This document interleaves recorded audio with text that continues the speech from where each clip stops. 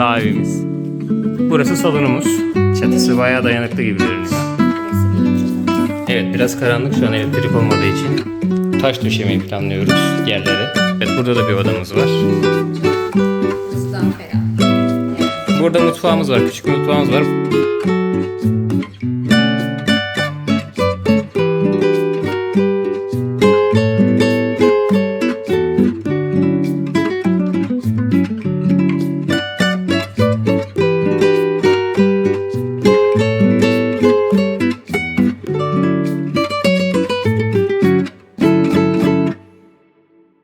Dostlar, herkese merhabalar. Merhabalar, hoş geldiniz. Köyde Biz kanalımıza hoş geldiniz. Evimize de hoş geldiniz tabii. Evet, evimize de hoş geldiniz. Bugün beklenen videoyu çekiyoruz.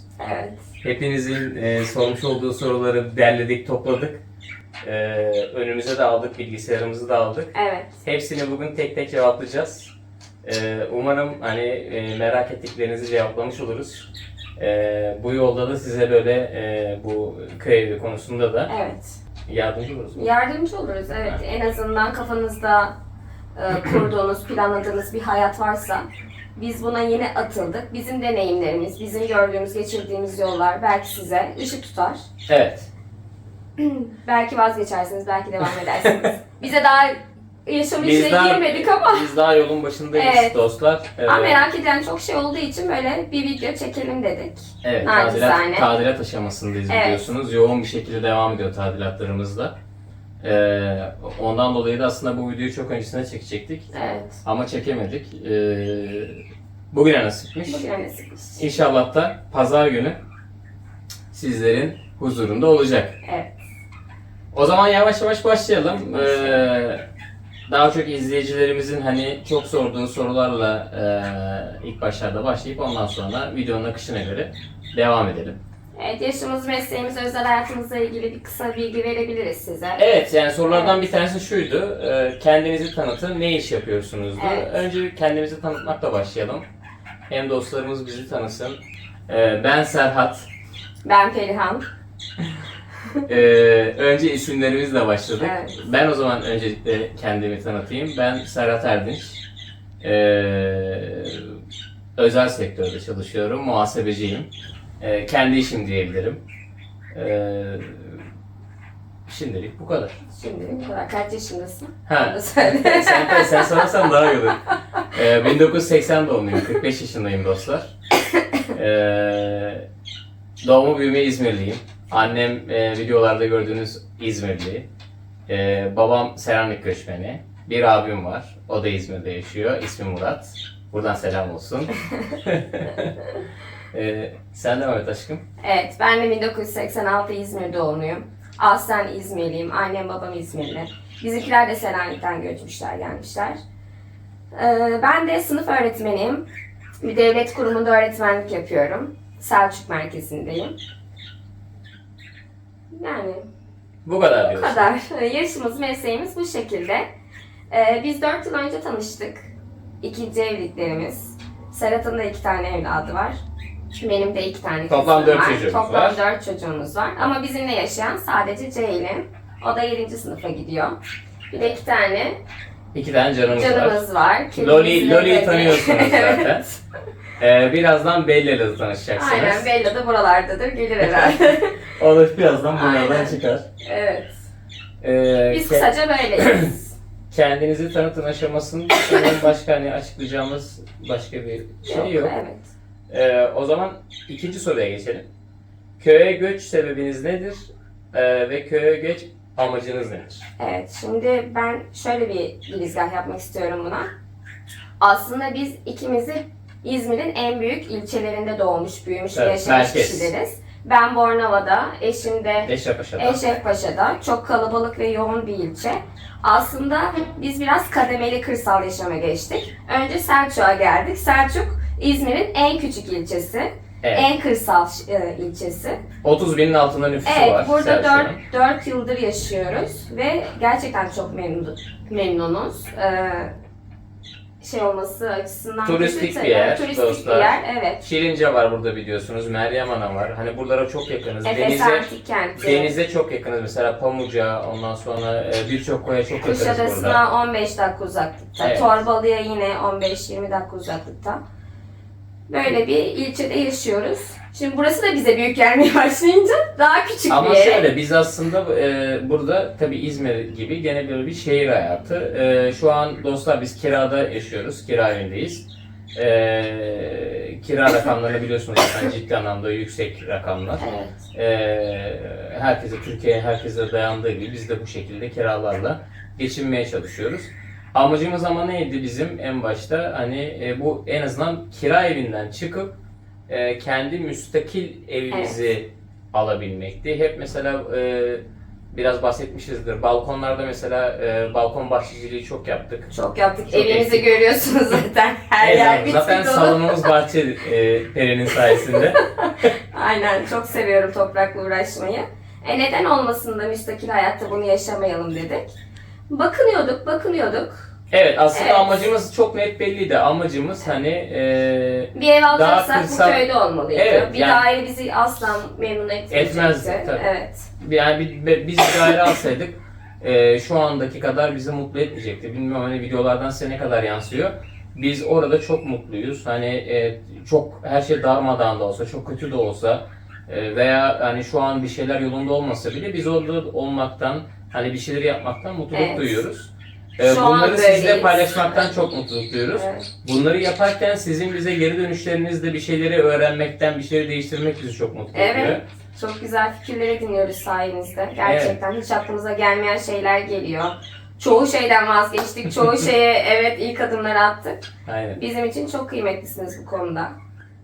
Yani amacımız buradaki biraz şeydi hani şehirden tabii ki burada insan sirkülasyonu da çok fazla var. Hani özellikle yaz dönemlerinde daha fazla. Evet. Burada turizm Kalabalık ağırlıklı bir yer oluyor. olduğu için daha kalabalıklaşıyor. Normalde 30 bin altında bir ilçe ama daha yoğunlaşıyor.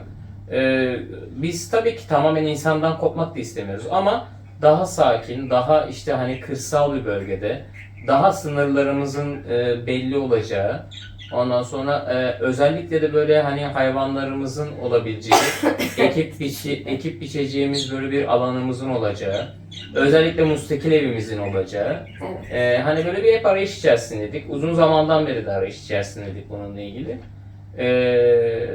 Böyle bir hayatta, böyle bir evde biz daha mutlu, daha kendimiz adına verimli olabileceğimizi düşünüyoruz. Evet.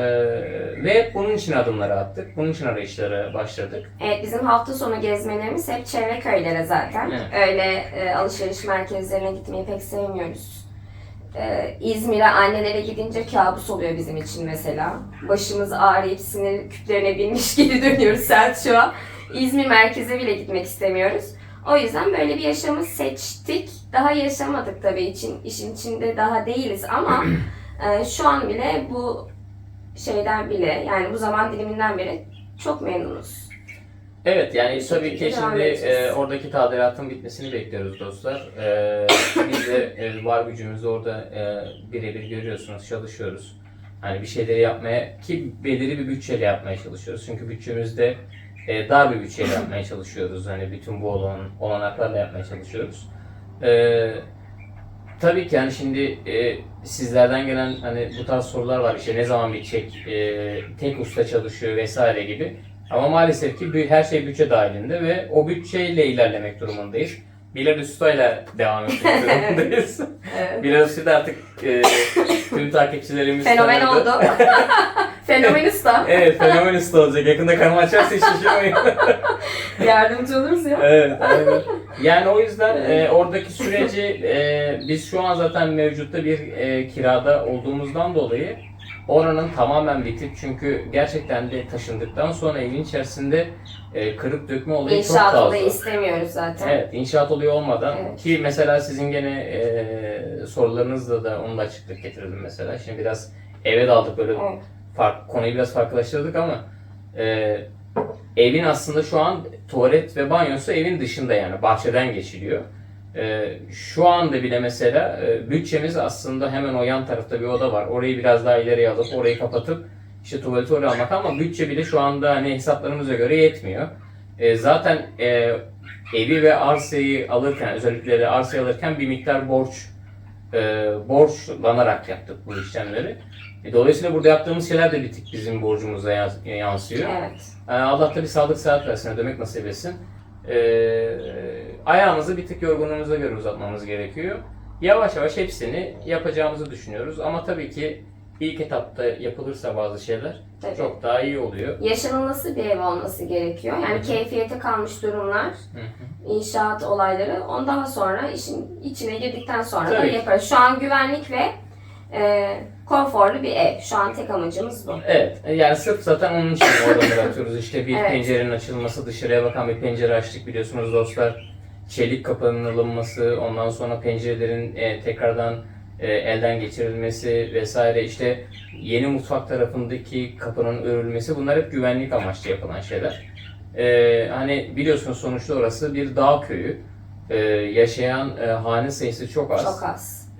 Dolayısıyla bizim orada devamlı kalmaya başladığımızda bir güvenlik tamamen biz çevremizi Evet, güven... şu an bir soruyu yanıtlıyoruz aslında. Kalıcı mı, yarı zamanlı mı? Evet. Yaşama. Yani aslında şöyle biz şu anda kira ödediğimiz için bizim aslında burada ödediğimiz her kira belli bir zamandan sonra bizim için cebimizden çıkan artı bir para olacak. Çünkü orada kendi evimiz, hazır bir evimiz ve devamlı yaşanmak istediğimiz bir ortam olduğu için biz aslında dostlar devamlı yaşamayı planlıyoruz orada.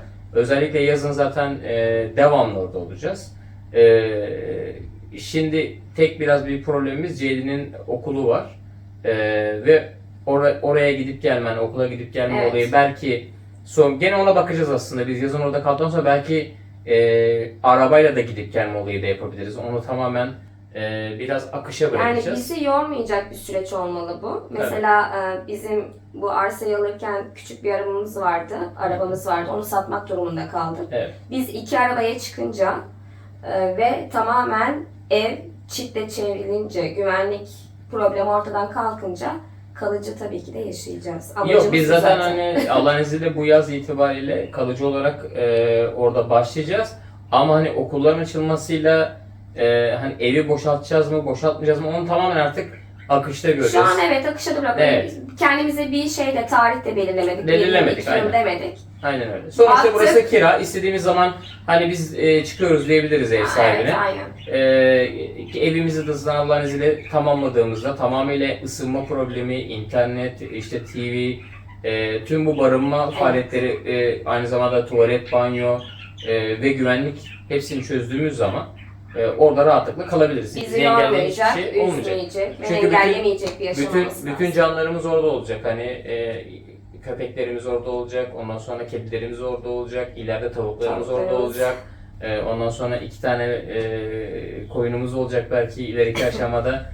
Hani yapacağımız çok şeyler var. Özellikle bahçecilikle ilgili yapacağımız çok şeyler var. Orada olursak zaten hem Tabii gerçek ki. anlamda tadını çıkartmış olacağız. Her şeyin yaşayarak çünkü öğreneceğiz orada çok şeyi. Bu arada dostlar ikimizin de hiç böyle bir köy hayattan hayatımız bilgisi olmadı. yok.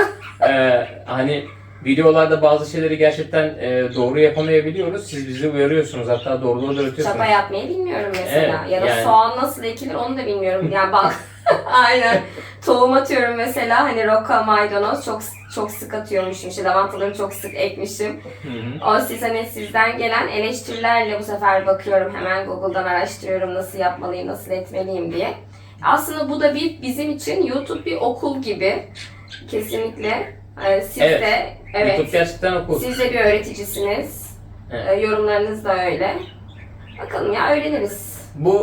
Bu soru aslında burada yok ama ben sorayım sana. Bu arada köyde bizim isim yaratıcısı Peri'dir. Onu da şöyle oturuyoruz biz bir gün işte öğlen yemeğinde kahve içiyoruz. Hani kanalı kurup kurmayacağımızı bile daha kafamızda yoktu dostlar. Ondan Evi sonra de yeni almıştık. evi de yeni almıştık. Şimdi bizim o ilerleyen dakikalarında onlardan bahsedeceğiz Evet. zaten.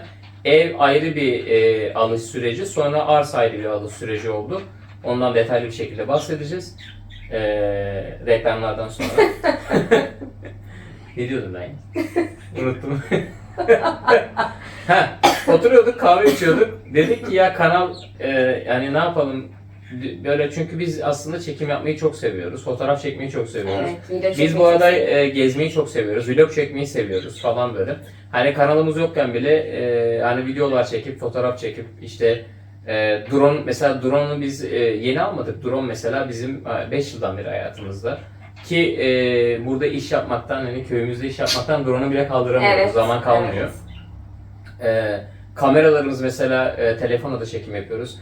Ekipmanlarımız bu arada dostlar, onun için özür dileriz sizden. Daha yaka mikrofonumuz yok. Ama inşallah hani böyle bir bütçemizi ayarlarsak bir yaka mikrofonu almayı planlıyoruz. Yavaş yavaş ekipmanlarımızı tamamlıyoruz. Laf uzadı. Şimdi köyde bizi oturuyorduk, kahve içiyorduk mesela, öğlen kahvesini içiyorduk. Evet. İşte ya kanal olsun mu ne olsun ya köyde biz olsun falan oldu böyle. İkimize de çok böyle şey geldi, sıcak geldi o fikir. Ondan sonra Evet. sen bahset istersen. Sonra ChatGPT'ye girdik. Sorduk. Evet, çok samimiyiz onunla bu Evet. aralar. Her şeyi ona soruyoruz. Sorduk. O da bize köyde biz adını önerdi. Evet. Dedik o zaman köyde biz olalım dedik. Oldu. Ama biz köyde bizi bulduktan sonra o öneriler de çıktı. Evet, onu diyorum Evet. işte hani ben söyledim, ondan sonra belki de bilmiyorum dinleniyor da orada bir olabiliriz. Yani dostlar bir anda kanal ismine karar verdik. Sonra bir anda kanalı kurduk. Bu arada gerçekten size çok teşekkür ediyoruz. Çok kısa zamanda kanalımız 1500 aboneyi geçti. Ve inşallah sizin sayenizde 5000 lira, 10.000 lira görelim inşallah. İnşallah.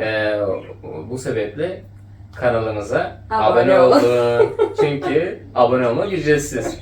Abone olursanız bize destek verirsiniz. Ve gerçekten de desteklerseniz çok memnun oluruz. Çünkü hayatımızı çekiyoruz.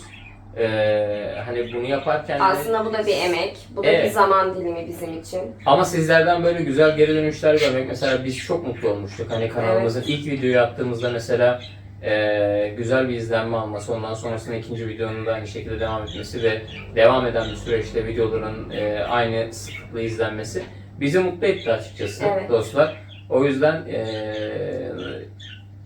öncelikle en başta size çok teşekkür ediyoruz. Teşekkürler.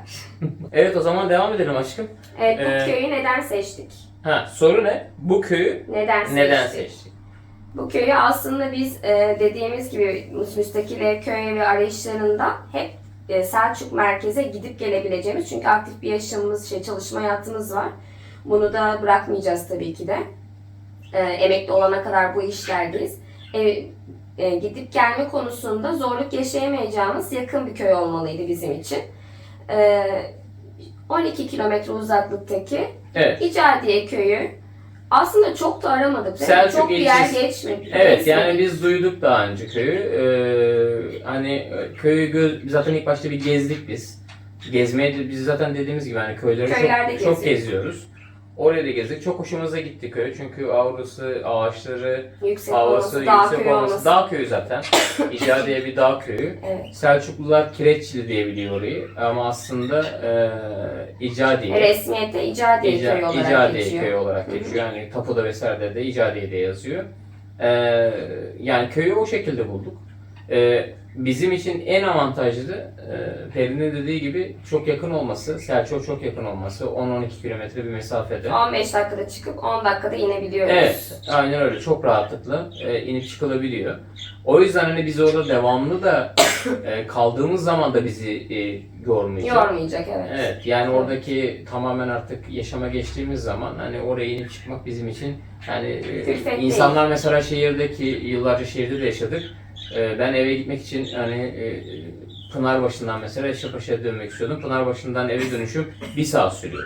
Evet, trafik çilesi yok. Yani Evet. burada yol bile zeytinliklerden, mandalina Oradan bahçelerinden geçiyorsun. geçiyor. Keyifli bir işe gidiş geliş Evet, çok serüvenimiz olacak gibi geliyor bana. Evet, diğer soruyla devam edelim isterseniz Tamam. dostlar.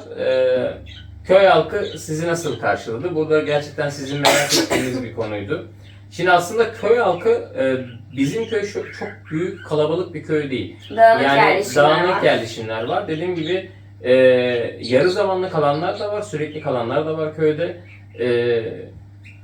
Sen devam et istersen aşkım. Hani nasıl karşıladılar? İlk zaten bizim bu evi almamıza sebep olan kişi İcadiye köyünden bir arkadaşımızdı. İbrahim ismi. Evet, İbrahim'di. İbrahim arkadaşımız. Ustamız, Aynen. İcadiye Evet, köyünden. Bilalüstü de aynı şekilde orada Evet. oturuyor bu arada dostlar. Evimizin üst tarafında Hüseyin abi var. İbrahim abi var. Elektriği aldığımız- İbrahim, ha evet, İbrahimler var. İbrahim abiler Evet, kız var. kardeşleriyle beraber. Evet, kız Onlar da yarı kardeşleri. zamanlı kalıyorlar. Onlar diyelim elektriğimizi şu an oradan aldık. Evet. Ama Evet. esas Sezai abinin, yani dostlar şöyle, köyün en yaşlı, biz ilk ziyaretimizi köyün en yaşlı kişisine gittik. Yani hem bir köyü dinlemek istedik. Evet. O da Sezai abinin amcası oluyor. Evet. Rahmetli babasının abisi oluyor ondan sonra. O da İbrahim amca. Sen anlat istersen aşkım, bizi nasıl ağırladın? Evet, çok güzel. Yaşlı teyzem 85'ine gelmiş. 2 büklüm olmuş. kahve yaptı. Evet, bize kahve yaptı. Ne Evet. kadar şey yapmayın İki desek büklüm de. olmuş ama yani İnanılmaz, gayet de dinç. Kesinlikle. Dinç yani, Evet. rahatlıkla kalkıyorlar, kendi yemeklerini yapıyorlar. Bizi çok yaşlarına utandırdılar. maşallah. Çok güzel karşıladılar. Maşallah. Evet. Evet, orada olduğumuz sürece biz onların hep ziyaretlerine gideceğiz zaten. Yani köy halkı ile ilgili hiç problemimiz yok. Umarım da olmaz. Evet. Evet. Bir sorun yaşamadık. Sadece işte köyde sizin de dediğiniz gibi sınırların çizilmesi gerekiyor. Evet. Biz de ondan yanayız. Çitin çekilmesi gerekiyor. Biz ilk başta öyle düşünmüyorduk dostlar. İlk videolarımızı izlerseniz belki oradaki yorumları da hani şahit olabilirsiniz. Biz daha öncesinde hani daha esnek olunduğunu düşünüyorduk ama tabii ki değil. Hani insanlar işte burası benim, şurası senin mantığıyla olduğu sürece olabilir de, hak da veriyorum Evet, hak da kesinlikle. veriyoruz. Ama ne olur, kadastro gelir, işte orayı çizer, ondan sonra biz kendi sınırımızı çizeriz. Bizim için de iyi olur çünkü bizim de canlarımız olacak içeride, hayvanlarımız olacak. Onların biz başka yerlere de gitmesini, çünkü takip de edemeyiz onları. Hatta bazı zaman belki orada olmayacağız. Hani oranın güvenli bir şekilde çevrili de olması gerekiyor. Bu sebeple yani şu ana kadar hiçbir komşumuzda bir problem yaşamadık. Mesela sorularınız oluyor, hayırlısı olsuna gelenler oldu mu? Evet, oldu. Hani bunları tabii biliyorsunuz herkesi de kamera önünde göstermek de istemiyoruz. Aslında çok da bir şey beklemiyoruz insanlardan. Evet, zaten sakin bir köy. Evet. Bizim tercihimiz de oydu. Evet. Çok fazla hani herkesle samimi olup işte konuşma taraftarıyız ama tabii herkese ketum olarak, işte selam vermez olarak da yaşamak istemiyoruz tabii ki. Çünkü insan karşı karşıya geldiğinde en azından bir selam alıp selam vermesi Tabii lazım. ki de. Şu ana kadar da bir problem yaşamadık. İnşallah da bundan sonra yaşamayız. İnşallah. O zaman diğer soruya geçelim. Köyde iletişim, internet, elektrik, su, ısınma durumu. Tek tek gidelim isterseniz burada. Şimdi köyde iletişim problem. Nasıl problem? Vodafone çekmiyor dostlar. Turkcell biraz daha iyi çekiyorlar ama ben çok onda da kararsız kaldım. Zaten telefonun interneti kesinlikle çekmiyor.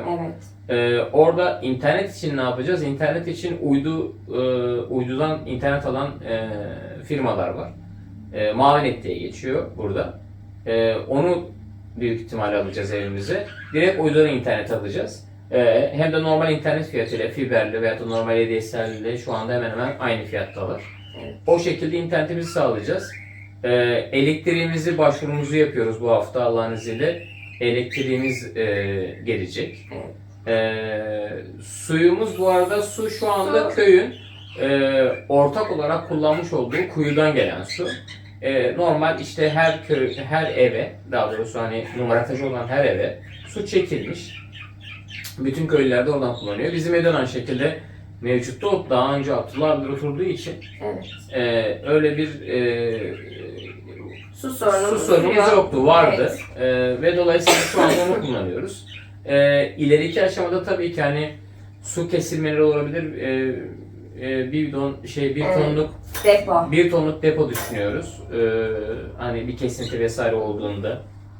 Güneş enerjisini kullanmak istiyoruz ileriki O da aşamalarda. ileriki aşamalarda. Evet, yani tabii şu anda Konforumuz. tabii konforu gittikçe yavaş Evet. yavaş arttırmayı planlıyoruz dostlar. Isınma durumu.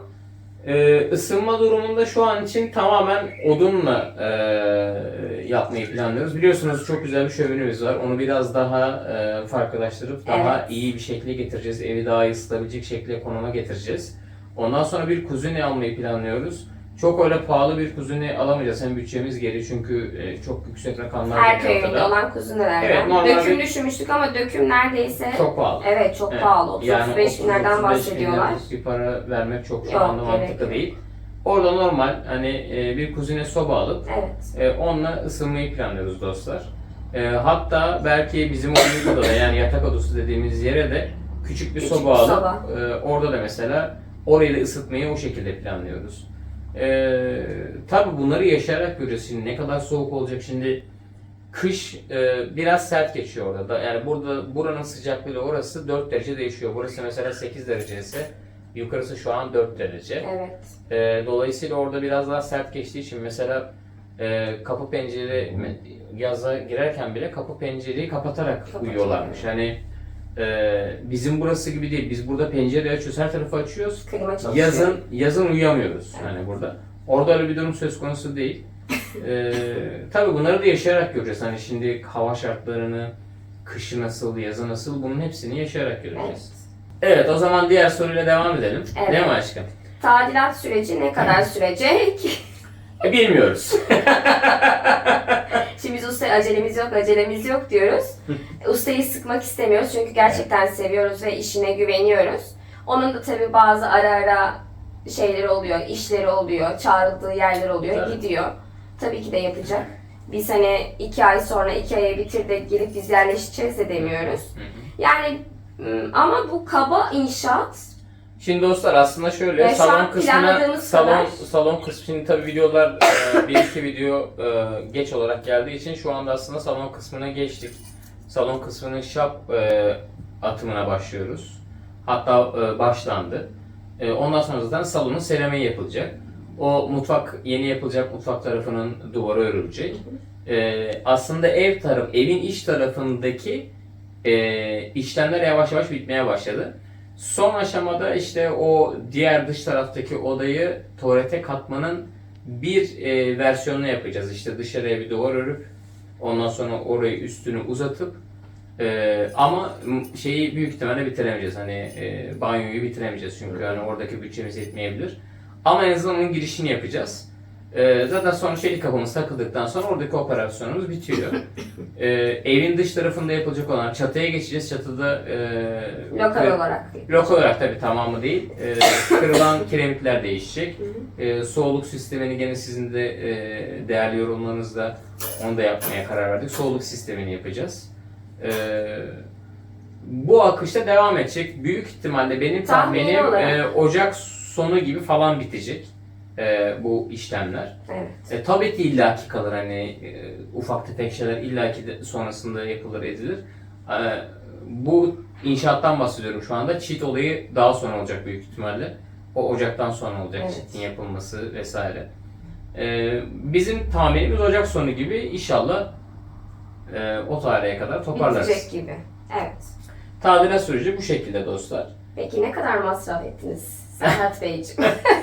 Şimdi aslında masraf etmeye biz devam. Şimdi aslında şu rakamı masraf ettik desek dostlar yanlış olacak. Neden? Çünkü biz daha malzeme almaya devam ediyoruz. Evet. Çünkü ihtiyaç çıktıkça da malzeme alıyoruz. Bu arada buranın köyün en negatifi özelliğini söyleyelim. Traktörlü malzeme gelebiliyor. Nakliye ücreti.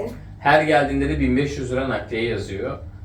Biz de ne yapmaya çalışıyoruz? Hani bir şeyleri toparlayıp görüyorsunuz zaten videolarda. Evet, bir traktörle çıksın diye bazı şeyleri yapmaya çalışıyoruz. Yani şu an itibariyle aslında hani kabataslak bir bakacak olursak hani gider kısmına işçilik artı malzeme şu an 200 bin liraya yakın bir rakam Sizin gitmiş durumda. izlediğiniz kadarıyla şu an Evet. değil mi? Ekstra bir şey yok şu an. Evet. Ekstra bir şey. Sizin yani işçilik artı malzeme şu an 200 bin lira. Bu arada bir maliyet videosu çekeceğiz. Hani evin tamamıyla yapım aşamasından tutun da işte hangi masraflar tek tek onları yazacağız dostlar. O ayrıntılı bir. Bu arada dostlar tek tek hani rakamları soruyorsunuz hani söyleyin diyorsunuz ama bazen öyle bir hani video çekerken öyle bir oluyor ki onu o an söylemiyoruz hani atlanıyor vesaire. Yani özellikle söylemeye değilim yani. O yüzden hani hiç şey yapmayın kusura bakmayın. Aklıma geldikçe ben fiyatları paylaşıyorum sizinle ve paylaşacağız da. Ama bir maliyet videosu gelecek. Evet, kesinlikle gelmeli. Evet, Tadil- diğer soruya geçelim. Tadilatta en çok zorlandığınız kısım neydi? Tadilatta en zorlandığımız kısım o sedirin kaldırılmasıydı dostlar. En zorlandığım değil mi? Taşlar kesinlikle. Evet, yani Yani en son sen şey yapamadın. Ben baş söylemeye edemedin. başladım en Evet, son. baş edemedin. Bilal abinin oğlu geldi artık. Evet, Onu yardıma. Bir genç lazım, genç kanı lazımdı o taşları taşıyabilmek için. İnanılmaz taş çıktı, inanılmaz moloz çıktı. Aslında o da bizim için bir veli nimet taşlar. taşları kullanacağız. Evet. Merdiven yapımında kullanılacak düz taşlar, molozlar yine betonun altında kullanılacak hayat denen kısma.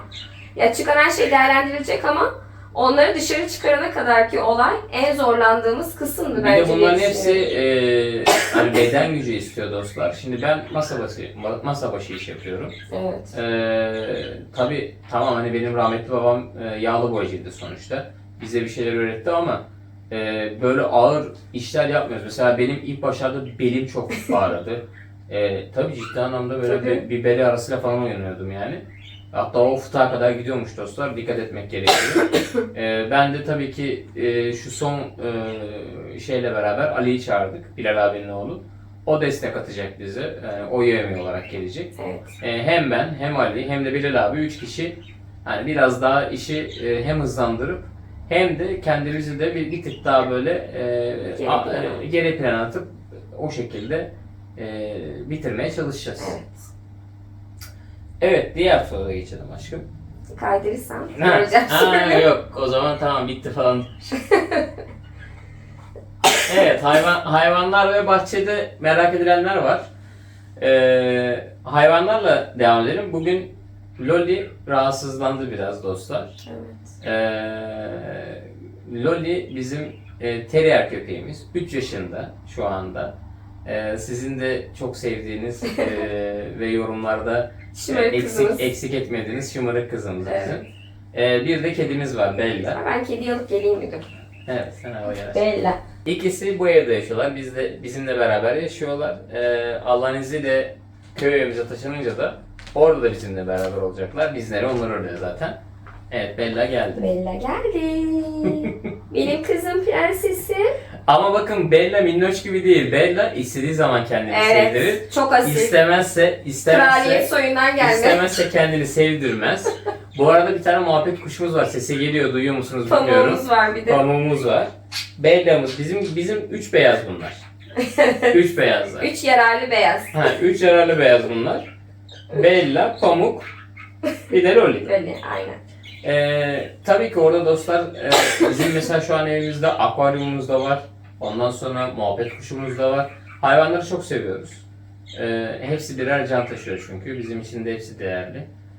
Biz sadece evimizde değil, dışarıdaki tüm hayvanları Evet. da elimizden geldiğince Okulumda, sınıfımda, evet. penceremde besliyorum. benim ofiste Ofiste mesela var, evet, kapı önünde. benim ofiste mesela kapı Kedilerimiz önünde var. kedilerimiz var. Hani baktığımız köpekler aynı şekilde. Yetebildiğimiz kadar Ee, yetmeye çalışıyoruz. Köyümüzdeki canlara da hani yetebildiğimiz kadar yetmeye çalışıyoruz. Bir şekilde bütçemiz halinde onları doyurmaya çalışıyoruz.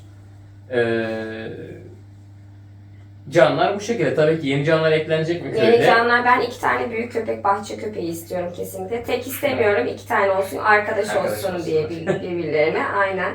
Ben Serhat tavuk zaten istiyorum. tavuk yapacak. Kümes yapacağız dostlar. Evet. Bir tavşan istiyorum, bir de 2 tane kuzu istiyorum. Ördek de istiyorum. Oo, yandık. Bilmiyorum. Yandık. Çok büyük sorumluluk hepsi ama istiyorum. Aynen. Deneyeceğim yani. Yani şu anda Niye denemeyelim ki? deneyeceğiz tabii Evet. canım, deneyeceğiz yani. Ama tabii ki bunların hepsi biliyorsunuz dostlar sorumluluk ve bakabileceğimiz hani bizimle beraber yaşayacak ve bakabileceğimiz tüm canları taşımamız gerekiyor.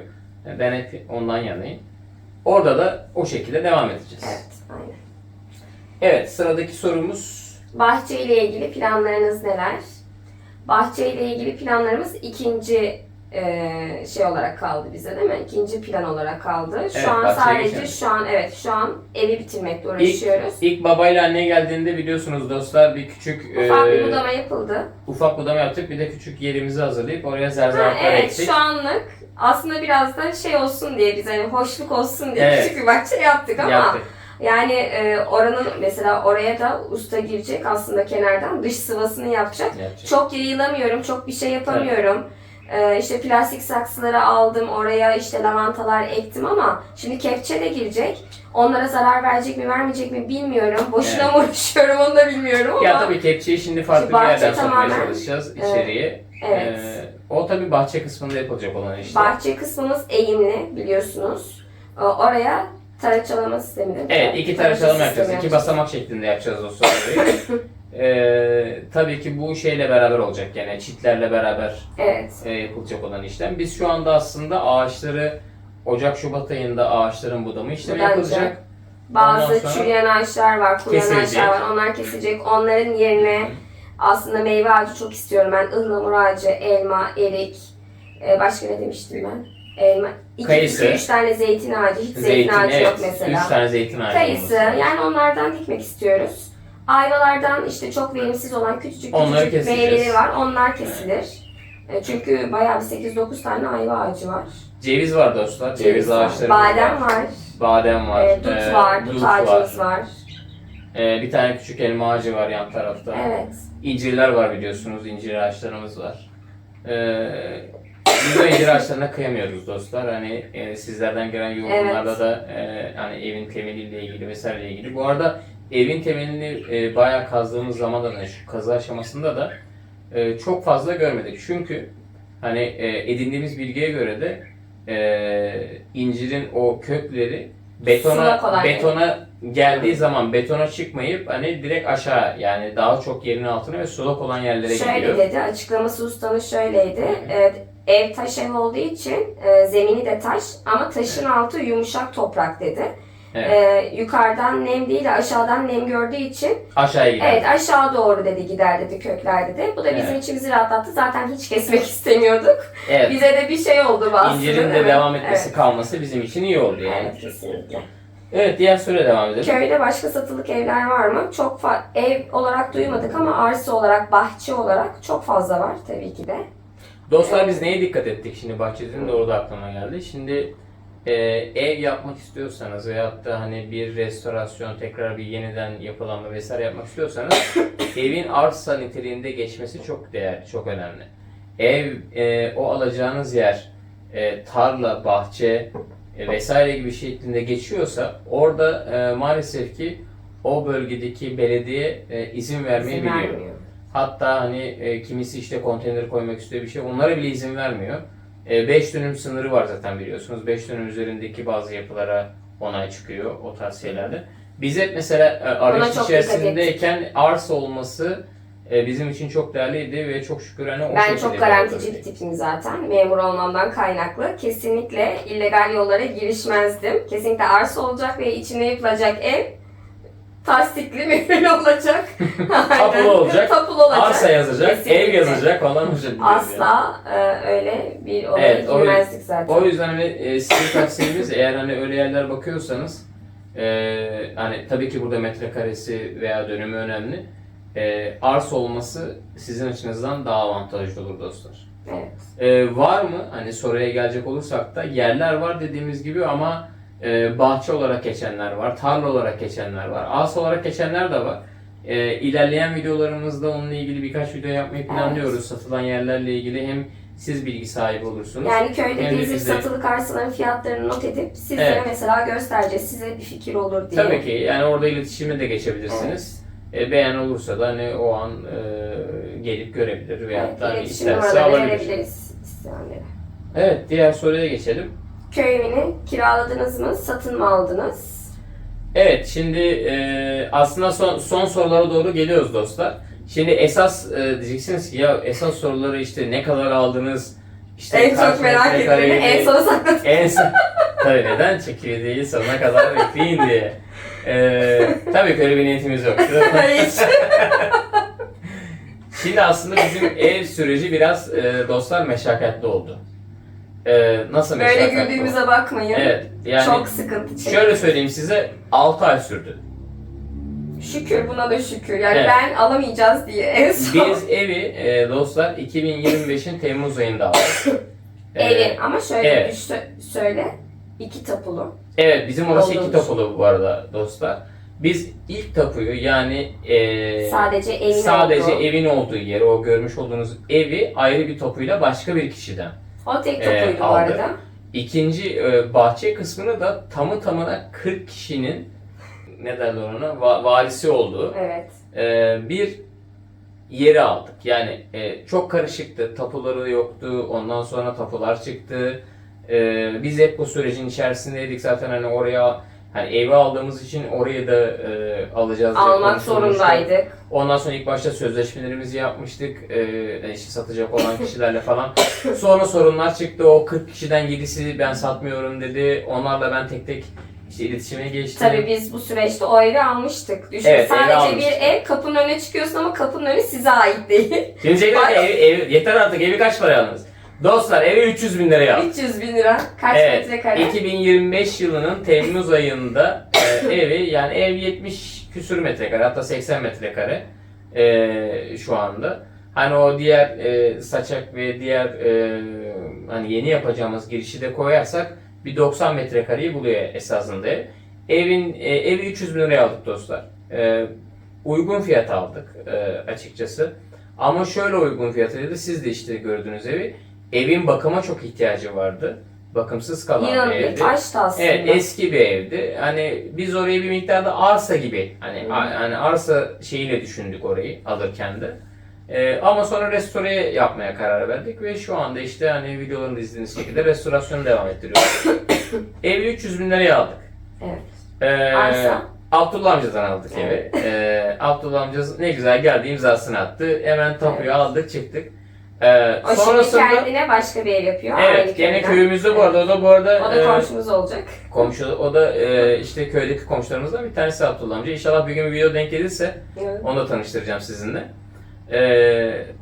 Sonrasında esas süreç başladı. Yani Temmuz ayından bu yana dostlar biz daha arsayı Aralık ayında aldık tapusunu. Evet, Aralık. Yani kaporalar verilmişti, işte 40 pay sahibinden belli bir kısmı alındı, sonra diğer bir kısmından alındı. En son artık geriye kalan kısma da anlaşıldı. Artık tamamen tapuyu aldık. Allah'ın izniyle çok şükür. Arsa kaç metrekare? Ya şöyle diyelim, biz aslında ev ve arsanın toplam alanımız 600 metrekareyi aşıyor dostlar. Evet. Yani 600 küsür metrekareyi buluyor orası. Yani ev ve bahçe diyelim. Arsayı ne kadar aldın? Arsayı ne kadar aldık? Arsayı dostlar bize işte hani biraz bazı kişilerin hayır demesiyle rakam maalesef ki istediğimiz fiyatın çok çok üstüne yükseldi. Bizim cebimizden çıkan para cidden anda orada rakam artmış oldu. 1 milyon 300'ü vurdu arsa. Evle beraber toplam rakamı konuşalım biz. Evet. Yani bize toplam şu anda ev ve arsanın toplam rakamı 1 milyon 600 dostlar. Yapmış olduğumuz şu anda işte tadilat masrafımız hariç. Yani şu an yapılan tüm masraflar hariç. Evet. 1 milyon 600 almış olduk. Tabii ki bölgeye göre, tabii şimdi Türkiye'nin birçok yerinde arsalar var, satılık yerler var, dönüm bazında fiyatlar var. Şimdi kimisi diyecek ki belki kardeşim bir dönüm fiyatı zaten bu, hani siz niye bu kadar pahalı aldınız? Belki diyecek ki çok iyi Çok almışsınız ucuz var, evet. falan diyeceksiniz. Yani bizim kendi şahsi görüşümüzü söyleyeyim dostlar. Bizim burada öyle bir yer yok. Hani işte 1.600 vereceğin, 2 vereceğin ve bu tarz 600 metrekare, 700 metrekare Arsa niteliğinde olan. arsa niteliğinde olabilecek yer çok az, yok veya varsa da fiyat bir tık daha şu anda yükselmiş durumda. Çünkü biz bu fiyatları konuştuğumuzda zaten hani Temmuz ayı gibiydi, 2025'in Temmuz ayı gibiydi. Tabii ki biliyorsunuz Türkiye'de sürekli bir enflasyon olduğundan dolayı fiyatlar da duruyor ve yukarı doğru artış devam ediyor maalesef ki. Bizim aldığımız rakam toplam, ikisinin de toplamı şu anda evle dahil 1 milyon 600'ü buldu dostlar. Metrekaremizde dediğim gibi 600-700 metrekare arasında bir yere sahibiz. Zaten hani videolarda da gördüğünüz üzere yerimiz tabi böyle biraz aşağı doğru eğimli olduğundan dolayı hani tam şeyi göremiyor olabilirsiniz, metrajı. Ama tabii çitle tamamen çevrilince o zaman daha net belli olacak. drone görüntüleriyle falan daha net bir Biz şekilde hani belli bahçede olacak. gezerken bu ağaç bizim acaba? Karşı tarafın mı? Evet, Nerede yani kalıyoruz falan diye. bilmediklerimiz vardı mesela Evet, hani vardı. hangi ağaç bizimdi, ondan sonra neresi, zaten daha bence tam anlamıyla gene bilmiyoruz. Kadastrol geldiğinde tam olarak hani bak oradan geçmiyormuş da şuradan geçiyormuş falan Evet. diye büyük ihtimalle olacak yani. Evet. Amacımız tabii ki hiçbir şekilde hani bu yerin ve kadastrolün çizilmesinde kimseyle terse düşmemek hiçbir zaman için. Onu da olabildiğince ince bir çizgide götürmeye çalışıyoruz. Evet, diğer soruya geçelim. Gerçi sorularımızın çoğunu cevapladık galiba. Aslında birbiri içine girdi. Köy, ev hangi şehirde, hangi köy, Selçuk'a kaç kilometre uzakta? Bunu Evet. söylemiştik zaten. Evet, yani köy dediğimiz gibi yakın 12 kilometre. Evet. İzmir Selçuk ilçesindeyiz dostlar. İcadiye köyü. Bu arada o İcadiye'nin Sezai'ye anlatmıştı ya hikayesini. Evet. Ve köyün bu arada size hikayesini anlatayım dostlar. Çok eski zamanda yani burada padişahların döneminde padişahın 3 kızı varmış. Ve bu bölgede 3 bölgeye kızların isimlerini veriyor. İşte bir tanesi Sultaniye, gene bizim buraya çok yakın. Selçuk Selçuk'a Sultaniye köyü. 20 kilometre Selçuk Sultaniye köyü. Bir tanesi bizim şu anda İcadiye oturduğumuz İcadiye köyü. Bir tanesi de şu anda aslında Çamlık. Çamlık olarak bilinen ama aslında Aziziye köyü diye geçen padişahın 3 kızıymış dostlar. Hani insanlar diyor ki İcadiye ne? Aslında o bir isim. Aynı Sultaniye gibi, İcadiye Evet. ve Aziziye gibi. Evet. Hatta bu öyküyü ilk dinlediğimde gayet bayağı şaşırmıştım. Bu arada bizim köyde gerçekten de çok eskiden beri bir yaşanmışlık var. Hatta hani 100 yıldan fazla yapılar mevcut. Bizim ev büyük ihtimalle zaten 100 yıl. Kesin Yani 90-100 yıl vardı evet, diye bizim düşünüyorum. ev kesin 100 yıllık bir ev. Yani onda %100 eminiz. Yani daha doğrusu köyün en eski evlerinden bir tanesi büyük İlk ihtimalle. olarak zaten dam olarak yapılmış. Tabii. İlk evet ev değilmiş. Yok, Daha- ilk başta ev. Çok hani orada şöyle söyleyeyim aşkım sana. Evle damlar yan yana zaten. Osmanlı Yapılıyor. gelmeden önce orada zaten yabancılar vardı hani Bizanslılar, Evet. ondan sonra şeyler. Orada bildiğin yabancı yaşayanlar da olmuş. Hani dedik ya Dimitri yaşamış Evet. burada falan diye onun yayını yaptık ya. Hani şarapçı Dimitri varmış yani orada. Böyle değişik taşlar çıkıyor dostlar. Kazarken onları böyle şaşırıyoruz. Videolarda görüyorsunuz. Ama güzel, hoş. Biz aslında şeyi seviyoruz böyle. Yaşanmışlık olan yerlerde. Tabii ki bu bizde mesela şey de var. Bu kiraladığımız evde de ilk girdiğimizde Aman bu Allah'ım ev, harabeydi. onun fotoğraflarını bulursam bu evin İnanamazsınız. fotoğraflarını koyayım. Oturulacak gibi değildi. Biz geldik, evi gördük. Dedik ki biz bu evi tutacağız. Isındık. O halde Evet. ısındık ilginç Ha, bir şekilde. ve yapacağız dedik. Ben girdim, boyasını yaptım, işte yerlerini yaptım, kapılarını ayırdık falan ve geçtik, yatırdık evde. Ve biz burada da yaklaşık 4 yıl oldu. 4 yıldan beri de Evet, burada 4 oturuyoruz. yıldır buradayız. Aslında evimizden memnunuz da. Hani eski bir ev bu arada. Biz demek ki bak bir eskilere karşı Evet, bir şey var. yaşanmışlık olayı. Şimdi mesela bazı izleyiciler şöyle diyor. Yani evi neden yıkıp da tekrar yeni bir ev yapmadınız? Tabii maddiyat da işin içinde. Maddiyat o kadar şeyi karşılayamazdık ama ben hatta 3 tane arsa vardı orada. Değil mi? Hemen hemen Evet. aynı fiyatlardaydı. Benim ilk tercih ettiğim bu taş evli olan Evet. arsaydı. Direktik oldu. Ben zaten taş ev mantığını çok seviyorum.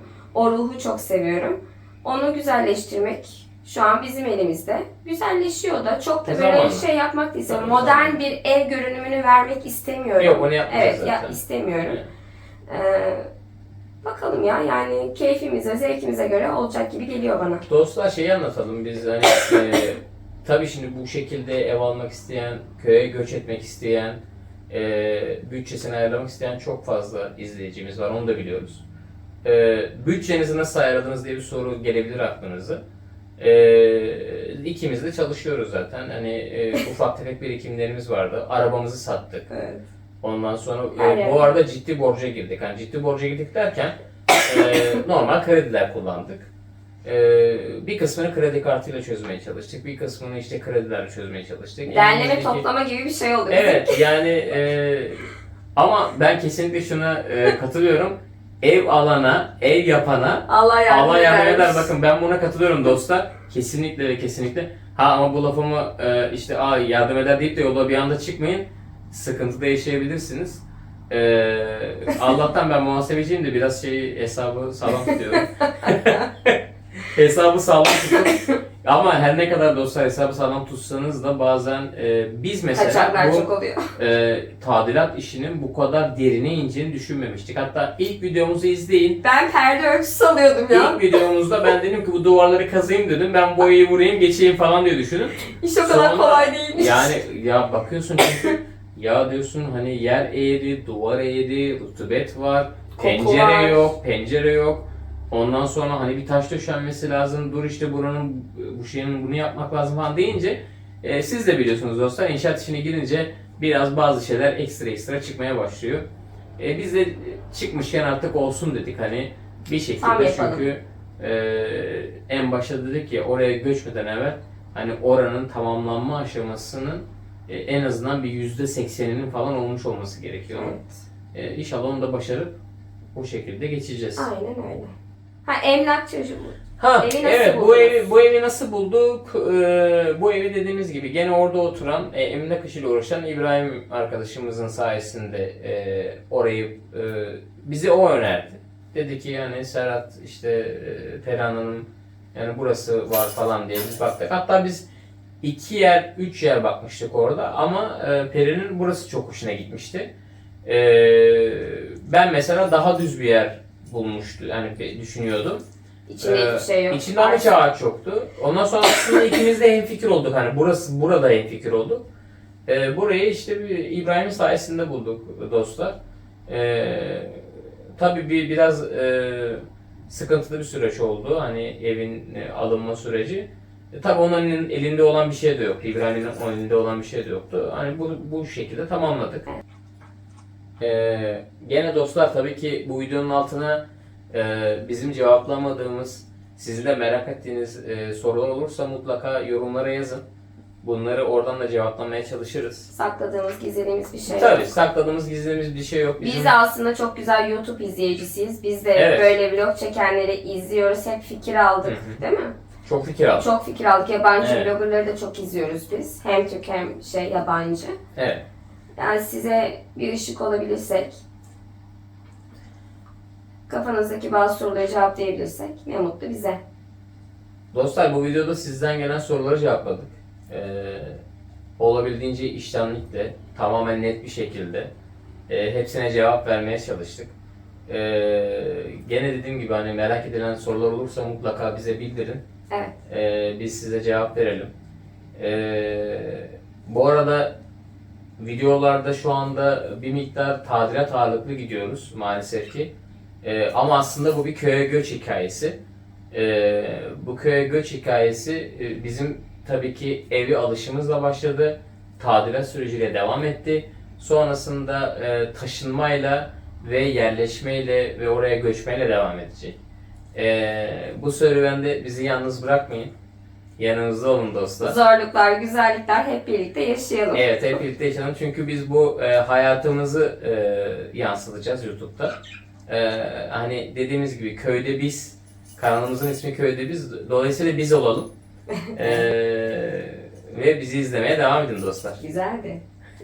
İlk videoda bunu söylemiştim hatırlarsanız. Evet, doğru. Bizi izlemeye devam edin demiştim. Dostlar o zaman bu akşamlık bizden bu kadar. Sizi çok seviyoruz. Evet. Öncelikle. Ama desteğinizi bizden eksik etmeyin.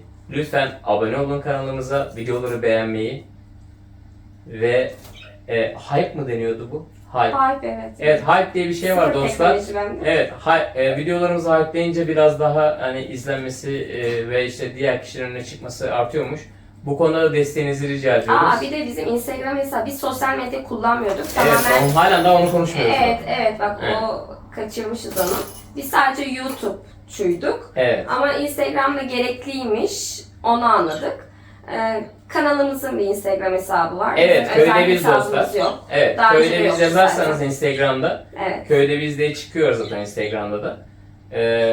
Oradan da bizi takip Orada da edebilirsiniz. kamera arkası çekimler oluyor günlük. Evet, YouTube'da bazen dediğim gibi hani birkaç gün sonrasından yayınlanabiliyor ama Instagram'da anlık fotolar, Evet. anlık videolar, kısa videolar olabiliyor. Oradan da Oradan- bizi takip ederseniz Oradan da seviniriz. bizi takip ederseniz seviniriz dostlar. O zaman sen gene diyordun ya, takip edin. Takip edin, abone olun. Bizi izlemeyi unutmayın. Bir öğretmenin söylemesiyle takip edin, abone olun. Dostlar görüşürüz. Kendinize iyi bakın. Sizi seviyoruz. Hoşçakalın. Bay bay.